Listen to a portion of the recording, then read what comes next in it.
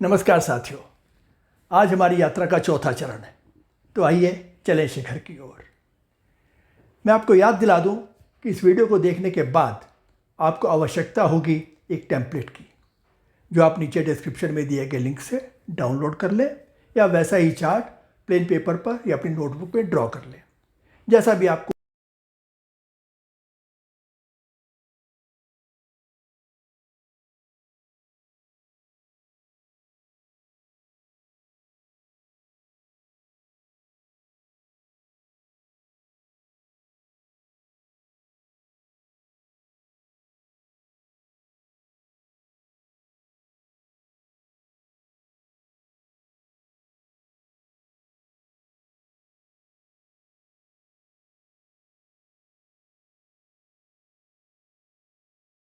देखिए, tip general होता है पर उसका इम्प्लीमेंटेशन हर एक के लिए अपनी सुविधा अनुसार होता है।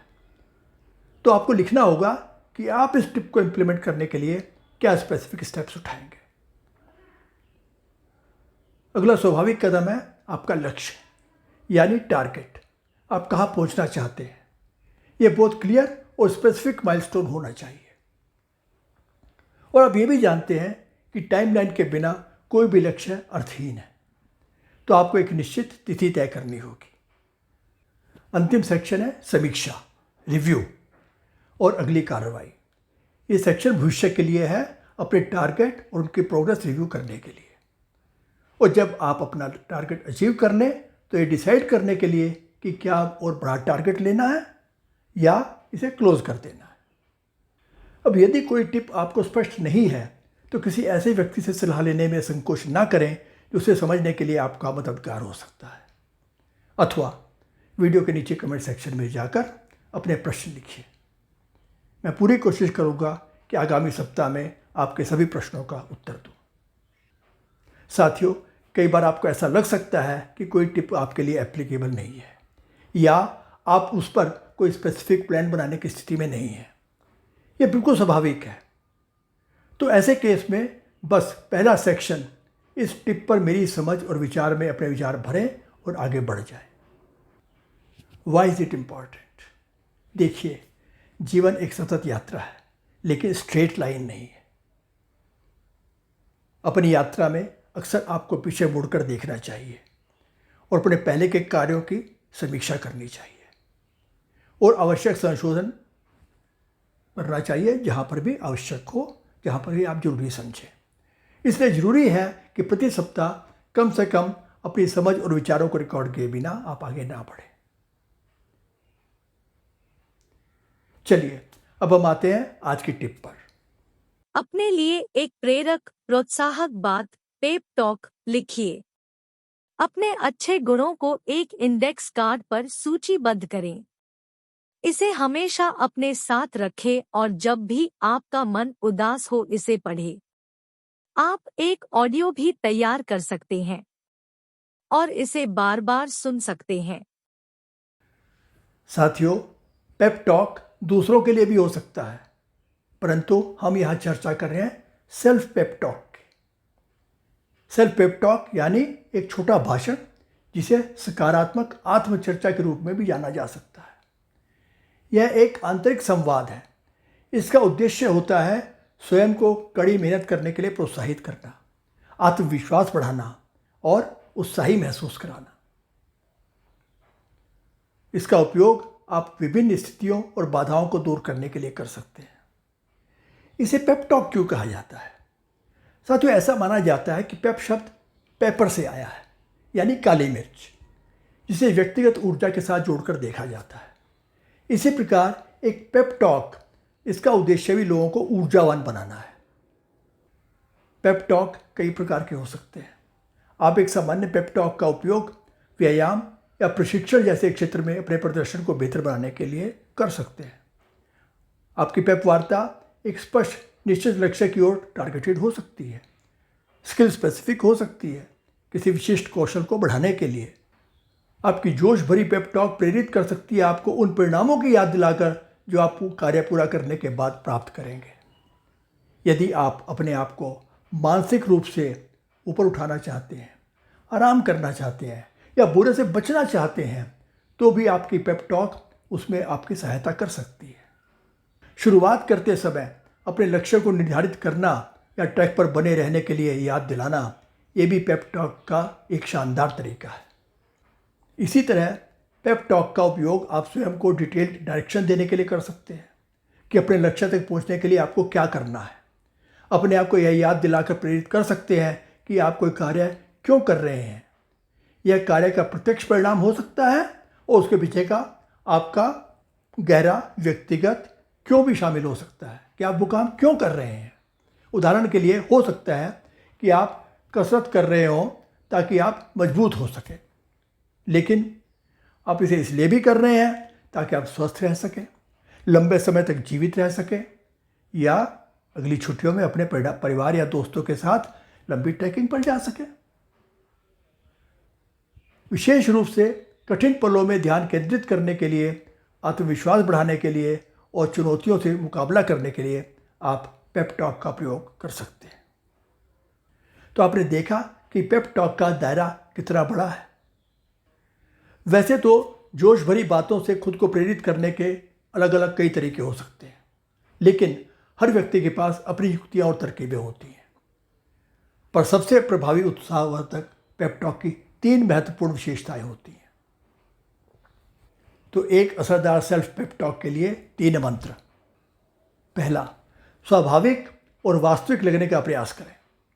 आपको ऐसा लगना चाहिए कि आपसे आपके प्यार करने वाले माता पिता या करीबी दोस्त बात कर रहे हैं। जरा सोचिए, अगर आपका सबसे अच्छा दोस्त काम के बारे में तनाव महसूस करता है तो आप उससे क्या कहेंगे। अब खुद से यह कहने की कोशिश करें, एक हमदर्द की तरह बात करें।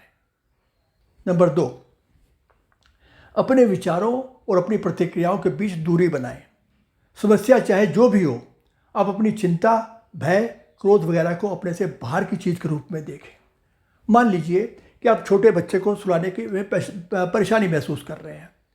आप निराश हैं, गुस्सा आता है, चिल्लाने का मन कर रहा है, लेकिन जब आपको लगता है कि आप अपना आपा खोना शुरू कर रहे हैं तो आप खुद से कह सकते हैं, ये मेरी हताशा है, फ्रस्ट्रेशन है जो मेरा चिल्लाना पसंद करती है, लेकिन मुझे इससे सुनने की ज़रूरत नहीं है। मैं थोड़ा चहलकदमी करूँगा और शांत हो जाऊँगा। और नंबर 3, स्टार्टिंग से जस्ट पहले गहरी सांस लें।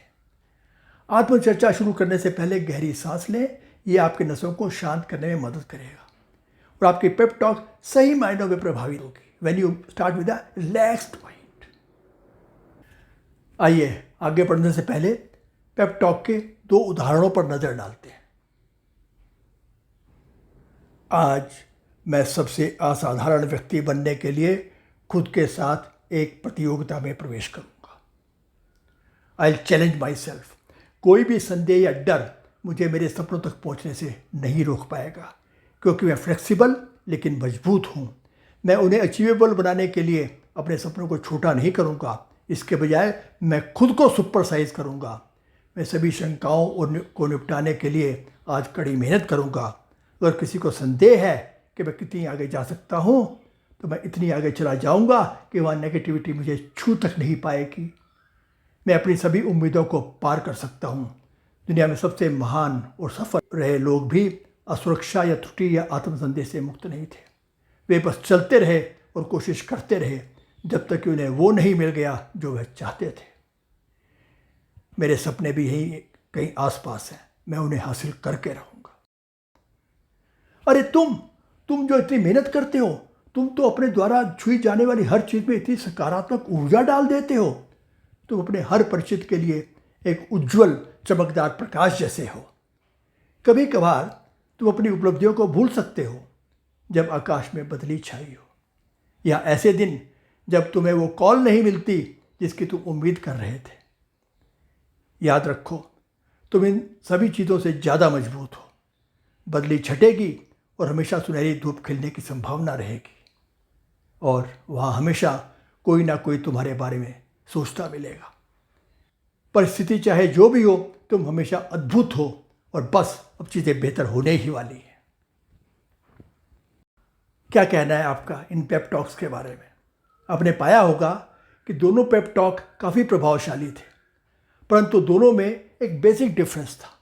जी हाँ, पहले वाला फर्स्ट पर्सन में था, मैं के इर्द गिर्द, और दूसरा सेकंड पर्सन में, तुम के आसपास।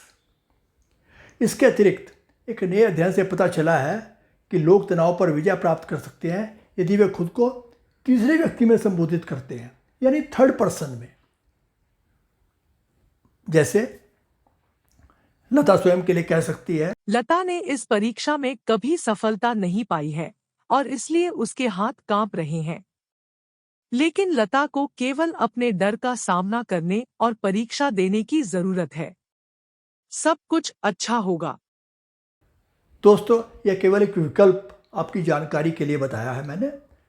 हम अपनी चर्चा पहले 2 विकल्पों तक ही सीमित रखेंगे। आइए इस पर कुछ चर्चा कर लेते हैं। प्रश्न है मैं बनाम तुम का। European journal of social psychology में एक स्टडी प्रकाशित हुई। उसके अनुसार प्रयोग में 2 ग्रुप बनाए गए। एक ग्रुप में फर्स्ट पर्सन की भाषा का इस्तेमाल किया गया, जैसे मैं और अधिक व्यायाम शुरू करने जा रहा हूँ। और दूसरे ग्रुप में सेकंड पर्सन में पेप टॉक किया, कैसे? तुम्हें निश्चित रूप से चुस्त होकर इस सप्ताह अधिक कसरत करनी है। अब ये भी बात मैं स्वयं को ही बता रहा हूँ, लेकिन बताने का तरीका अलग अलग हो गया। आपको ये जानकर आश्चर्य होगा कि केवल मैं के स्थान पर तुम कर देने से पार्टिसिपेंट्स के दृष्टिकोण में और प्राप्त परिणाम में उल्लेखनीय अंतर पाया गया। इस प्रभाव के पीछे क्या है? मनोवैज्ञानिकों का अनुमान है कि आप या तुम अधिक प्रभावशाली होता है बजाय मैं के, क्योंकि यह हमें दूसरों की सलाह की याद दिलाता है। रिसर्चर्स का अनुमान है कि गहराई में जाकर विशेष रूप से हमें बचपन में दूसरों से जो समर्थन और प्रोत्साहन मिला था, उन यादों का संकेत देता है। निस्संदेह यह कहीं अधिक प्रभावशाली है। खुद से बोले गए कुछ सकारात्मक शब्द भी बेहतर परिणाम को प्रभावित कर सकते हैं। उदाहरणार्थ, तुम जीत सकते हो।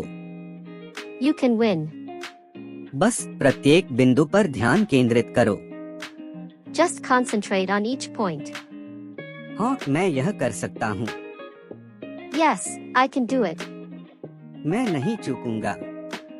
I will not miss. तुम जानते हो कि तुम यह कर सकते हो। You know you can do this. एक और ध्यान देने योग्य बात है कि जो लोग अपने लक्ष्यों को प्राप्त करने के लिए सकारात्मक सेल्फ पेप टॉक का उपयोग करते हैं, वे ये उम्मीद नहीं करते कि उनके इससे उनके दिमाग में आ सकने वाले सारे नकारात्मक विचार हट जाएंगे। ऐसा नहीं होता। नकारात्मक विचार पूरी तरह से सामान्य है और आपको उनके लिए खुद को कोसना नहीं चाहिए कि वो आपके दिमाग में क्यों आ रहे हैं। इसके बजाय इस बात पर ध्यान केंद्रित करें कि आप इस नकारात्मक विचारों और भावनाओं के उत्पन्न होने पर उन्हें अपनी पेप टॉक की प्रतिक्रिया द्वारा कैसे नियंत्रण में ला सकते हैं। आवश्यकता है सकारात्मक सोच की। आवश्यकता है मैं नहीं कर सकता को मैं सक्षम हूं इससे बदलने की। यदि आप किसी स्थिति के बारे में नकारात्मक या अभिभूत महसूस कर रहे हैं, तो आप अपने आप को यह कहकर याद दिलाने की कोशिश कर सकते हैं कि स्थिति को बहुत ज़्यादा ना सोचें, बल्कि इसके बजाय तुरंत काम पर लग जाएं। एक और try tested and proven pep talk की रणनीति है अपने आप को याद दिलाना कि आपका अंतिम लक्ष्य क्या है और आपको उसे प्राप्त करने से क्या क्या लाभ होंगे। इस बात को आप अपने पेप टॉक में उचित स्थान दें। तो साथियों, ये सारी चर्चा आपको सहायता करेगी आज के टिप पर आगे बढ़ने के लिए। जब भी आपको आवश्यक लगे, आप इस वीडियो को दोबारा देखकर अधिक क्लैरिटी पा सकते हैं। और फिर भी यदि ज़रूरत होगी तो मैं तो हूँ। नीचे कमेंट्स में अपने प्रश्न और सुझाव लिखिए। आपसे अनुरोध है कि इस वीडियो को लाइक करें, अधिक से अधिक शेयर करें और चैनल को सब्सक्राइब अवश्य करें। सी यू नेक्स्ट वीक। तब तक के लिए नमस्कार।